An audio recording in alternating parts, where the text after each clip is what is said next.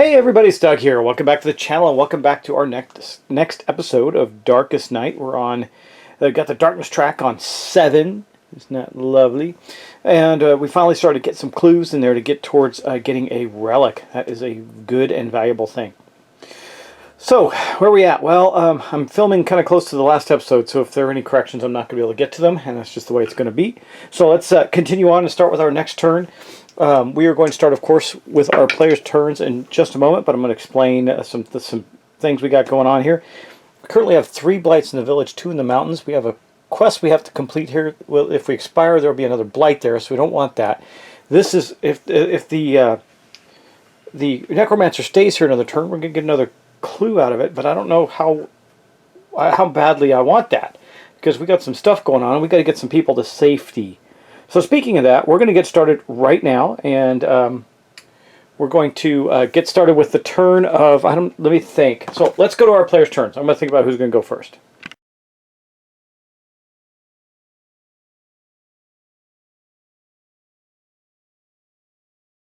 Well, let's start with who's in trouble, and that is going to be our Exorcist. So the first thing that happens is he's in the space with the Necromancer, so he's going to lose his secrecy. Unfortunately, that puts him at 0. And that's bad, because now he actually has to encounter the Necromancer. The Necromancer has spotted him there. So instead of drawing an event card, he has to choose to elude or fight the Necromancer. He can't fight the Necromancer because he can't roll a 7. So all he can really do is elude him. He doesn't have the ability, really anything special, to be able to do that.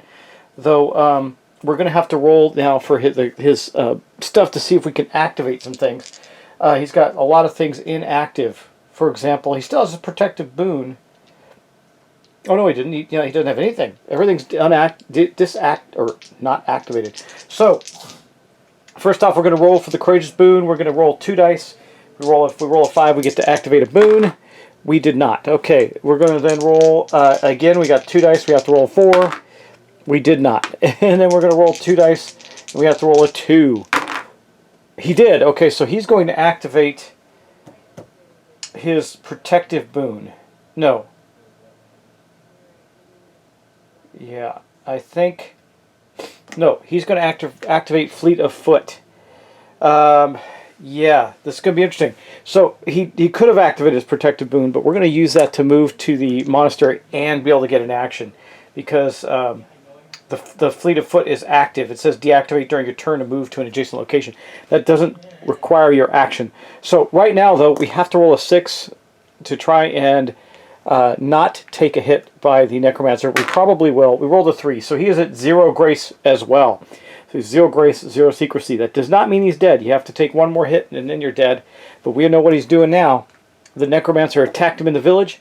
He is activating his Fleet boon, or deactivating it rather, during your turn to move to an adjacent location. So we're going to take that deactivated and boogie to the monastery. So that's not actually his turn. His turn is now, because that did not count as his action. So for his action, he's going to pray. Okay, now he has a special item. Remember, he's got the Quill of Creation. If you roll at least 1/6 while praying, you gain a treasure chest. That's pretty awesome. So what happens when we pray? We're going to roll a couple of dice and see if we can get some health in that back.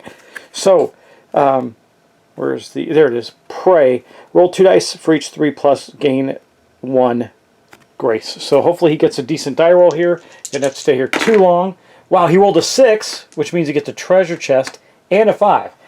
That puts his grace up 2. He moved. That puts his secrecy back to 1, so he's safe again. Not super safe, but safe nonetheless. That was pretty close, man. We took a risk there. That was bad news. And then he gets a treasure chest. So, what's a treasure chest do? It says, gain a treasure chest. I think, do they mean a supply cache? Do they mean a treasure chest? Oh, treasure chest, yeah. Discard at any time to draw a new power card. Well, he'll just do that. I mean, there's no real point to it. So he'll just get a new power card. Why the heck not? He's the one with the most powers right now. Oh, we shouldn't have shuffled that, but it doesn't matter. Yeah, because that should be on the bottom. He gave that up. Okay, let's see. What do we get? We get cast out. Action. Remove this card and 1 in play darkness card from the game. Lose 3 secrecy and lose a turn. So that's interesting. So when he gets his first, when the Necromancer gets a darkness card, if we don't like it, we can use that to cast it out. That is going to be the end of the turn for our guy, the Exorcist. That was a great turn for him, actually, getting out of there. He escaped imminent death at the hands of the Necromancer and made it back to the monastery, where he restored some grace and a little secrecy and got the ability to cast out one of the darkness powers of the Necromancer. That's pretty awesome. Okay, who do we want to go next? Well, we could get the Scout. The Scout's still in a decent place, and the Scout could try and search there or attack that Blight.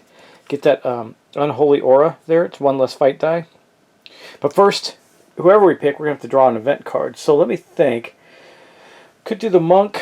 We know what the Monk and the... Well, we're going to try and take out that... a couple of the Blights at the village, which means the Necromancer is very likely to stay there.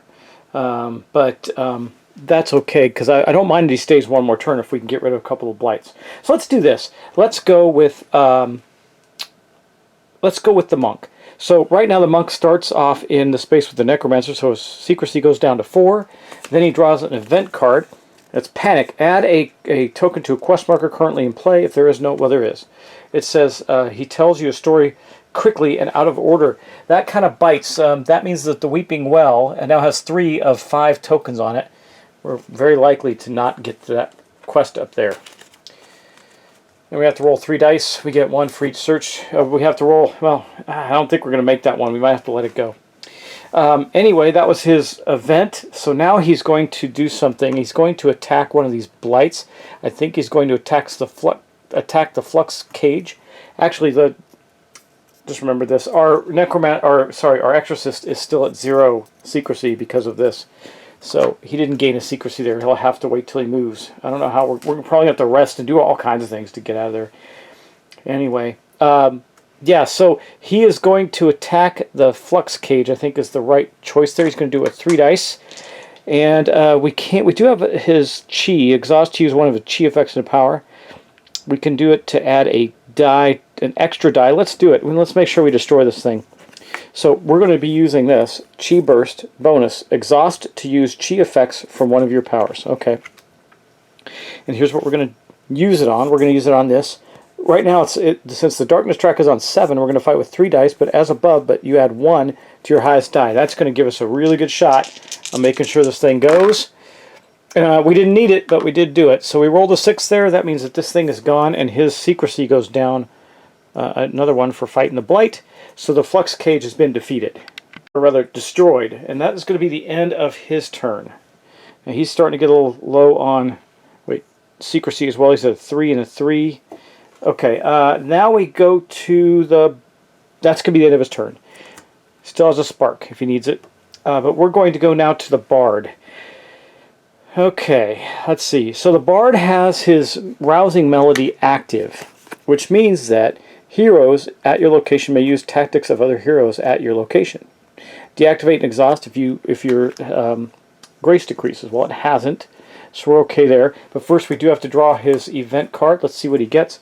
A Fisher. Oh, well, there you go. There you go, right there. Lose a grace. So his cool ability that we just wanted to use is now deactive and not activated. God, could that have been any more ridiculous? And it says, you may move to any location except the monastery. It says, corrosive magic has left a tear in the world, leading to everywhere and nowhere. So I think we could do that. It doesn't. This would not be part of his action, which might be really helpful to us. So we're going to do that. He's going to move to the mountains. That's going to gain him a secrecy, which puts him back up to 3. That's good. And then while he's there, he will try and... He could try to get the Weeping Stone. It says roll 3 dice, get 1...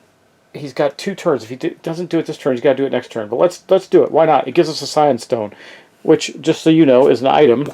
Here it is right here, Science Stone. Place one of your powers. Place on one of your powers during your turn. All heroes may use tactic effects from that card as if it was theirs. May not be moved after being placed on a power. That means they could use that power anywhere, in any location. It's pretty cool. I'll probably put that on Rally if I can get this.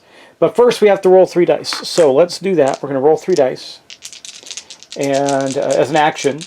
And it says on the card, on the quest card, for each roll 3 dice, get 1 success for each 3+ rolled. all. So that's three successes right there. Boom. That was good. So we got 3 successes on it, and that's going to be the end of that turn. He's going to have to try and deal with it next turn. Now, the 2 blights in his location don't have any effect, but you know what I did forget to do with the monk was deal with the skeletons. So keeping track of all this stuff, I'm sorry I forgot the skeletons. We're going to deal with it now. He eludes with 2 dice. He needs to roll a 4 or better. He did 2 6s. Gosh, man, I'm keeping these dice right there. So he had eluded the skeletons just fine. Of course, the bard didn't have to because he just moved to that space and went after the quest, which he's got to get it done next turn.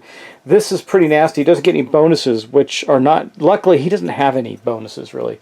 So these 2 blights are not that consequential for him. He's still kind of noticeable by the Necromancer, but so is the monk. And so it's very likely if the Necromancer rolls low enough, or rather high enough, he'll stay there with the monk. If he rolls low enough, he'll move out of the space perhaps. We'll see. We will see. Okay, that is going to be the end of the bard. So the bard's turn. So the only one we have left is the scout. Let's draw the scout's card.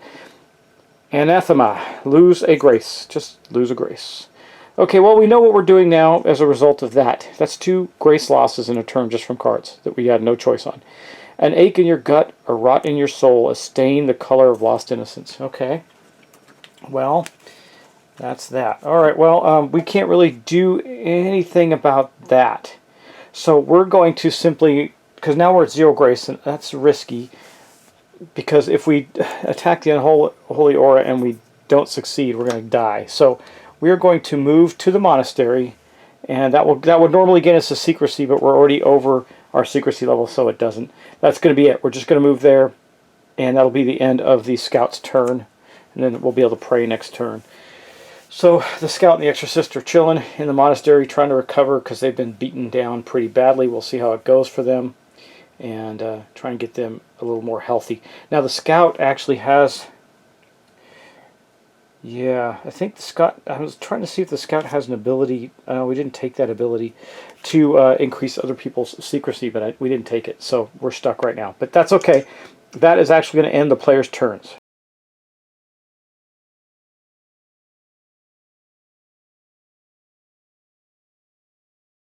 Okay, so here we are.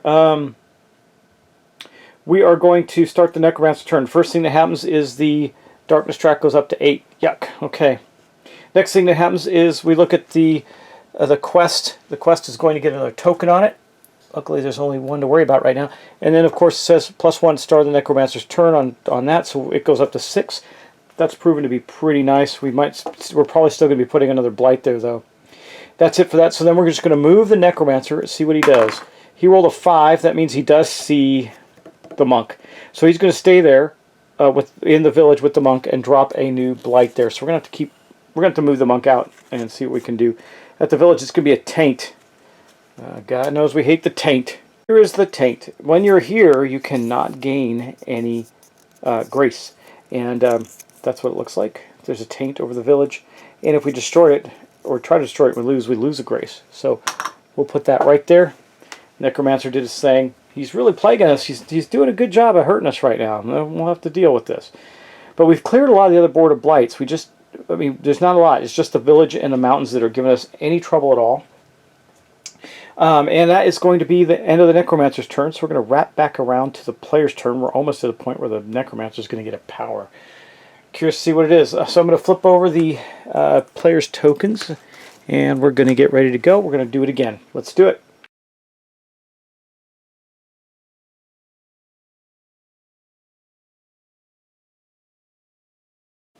Okay, I think first up we'll just go with the Bard. He's up there in the mountains, and we're going to draw an event card for him. Let's see what he gets.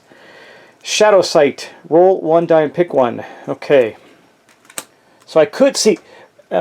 being the pick 1 thing, it's weird wording, but I could spend a spark and roll 2 dice and then pick the die, but I'm not. Or do I? These are bad. 1 or 2, exhaust a power.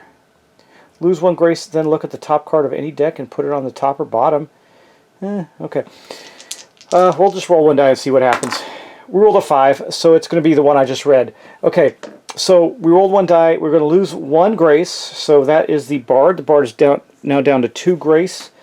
Look at the top card of any deck. Put it on the top or the bottom. I think we'll just do the event card. Let's do the event card. Evil Day. Exhaust a power. Draw 2 more events. We'll put that on the bottom. Yeah, let's do that.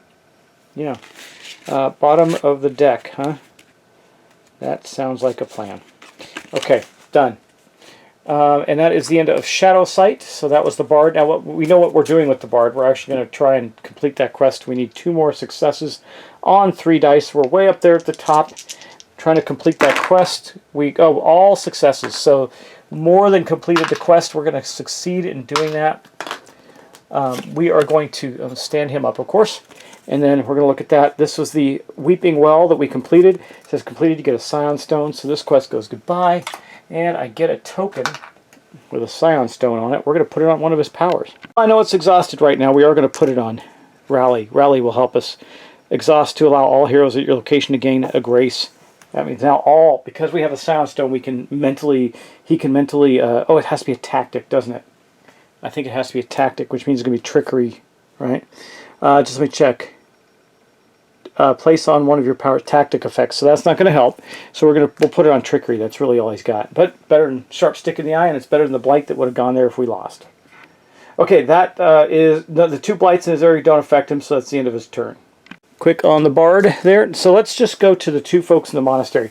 Well, the Exorcist is going to pray. I don't remember. Yeah, I think that is the right thing to do. Just looking some stuff up just to see. Yeah, I think that's the right thing to do. Huh. Okay, we're going to pray at the monastery. Alright, that means we're going to roll 2 dice. For every 3+ we roll, we're going to get a grace back. 3 to 4, so that's 2 more grace. He's back up to his maximum. So he can only go up to 3. And that is going to be the end of that. But he did not roll a 6, so his Quill of Creation did not help at all. And, yeah. Okay, let's go on to the Scout now. Scout is going to do the same thing. Going to pray at the monastery. Let's see what he gets. A 4 and a 3, so both of those were successful. That's 2 more grace back for the Scout. We're in better shape now than we were before. And remember, when you're there, you don't have to draw any cards. You don't have to deal with anything else. Last but not least, we have the Monk. Well, the Monk is in the space with the Necromancer. They're in the village. So he is going to lose another secrecy, which is not good, and I don't think we're going to keep him there. We're going to move him away. Now he's still healthy enough to stay on the board, so I think what we're going to do is we're going to move him up to the castle.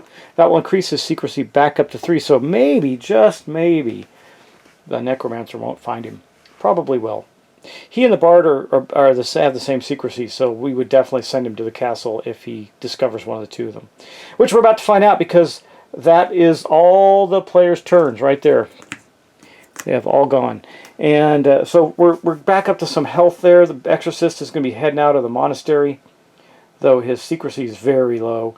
And we got to get him back on the board. Now the Scout has very high secrecy, so she'll be leaving as well now that she's got some grace back, and we'll be getting some things done. But let's go to the Necromancer's turn.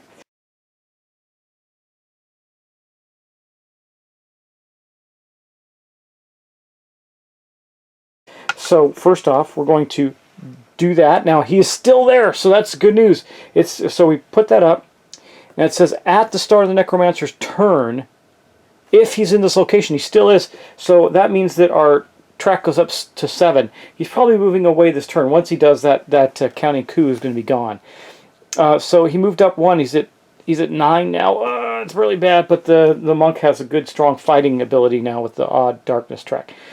Next thing we're going to do, we have no quests on the board, so we don't have to worry about that. And now we're just going to roll to see what happens with the Necromancer. What is he going to do? Roll low, buddy. 1! 1. Is that means he's going to stay? No, he's not. So a 1 is going to take him where? Up to the mountains. That's not great. We didn't want 3 blights up in the mountains. He did not see those guys. He just moved to the mountains. That was actually worse than if he'd seen him. So, anyway, here we go. We're looking at the mountains. And that is going to be an omen. So we're going to draw an omen and put it up in the mountains. Oh, I really botched the event roll. I'm going to skip it though. I'll penalize myself some other way, but I forgot about the omen here, guys. We're supposed to draw 2 events and pick the highest one. I forgot that. So now we have that here. I don't know how I can rectify that. We resolved them completely. So I'll tell you what I'll do. I'll just say that the monk and the bard were the exorcist. Yeah, all 3 of them. Wow. Well, it's okay. We still drew and dealt with events. I think one of them was even a 6 or something like that. I'm going to take a look. Because some of them were bad. I don't think they would have gotten higher. Shadow Sight was low, but Evil Day was... We've skipped that one. Yeah, the Anathema was a 6, so we wouldn't have changed it. The Fissure was a 2, but it would have been right after that. It would have been the Anathema anyway, and then Evil Day was a 5. But yeah, we're okay. We'll just say chalk it up to oops. Sometimes that happens. And then we'll continue on. I'm sorry I did that. I'll try and remember those 2 omens in the next episode as we go along. But we have completed the Necromancer's turn. I can penalize them. I'm going to tell you what I'm going to do, just for penalty's sake. I'm going to say that all 3 of them have to roll a die. If they roll odd, they're going to lose a grace. How's that? Yeah, forget it. We made a mistake. We'll live with it. Okay, that's going to be the end of that turn completely. We've done everything we need to do. The Necromancer's now up in the mountains with the Bard. Bard's got to get away. And that is going to be the end of the round and the end of the episode. So, guys, thanks. Sorry for that with the omens. I'll see if I can think of a better way. If you have an idea how to rectify that without causing too much grief. I mean, they still had to... It was still a bad draw on some of the events, so I don't know if it could have gotten worse. The one that causes the monk to move, I actually didn't want to have happen. So... or the bard rather, caused the bard to move. I didn't want to have happen in the first place. So that was a worse outcome for us. Anyway, thanks for watching. Thanks for subscribing. Please like, share, and subscribe, all that good stuff. And keep up with me on the playthrough. We got some new stuff coming. And I will pay more attention to the omens in the next episode. Thanks. Take care. Talk to you soon. Bye-bye.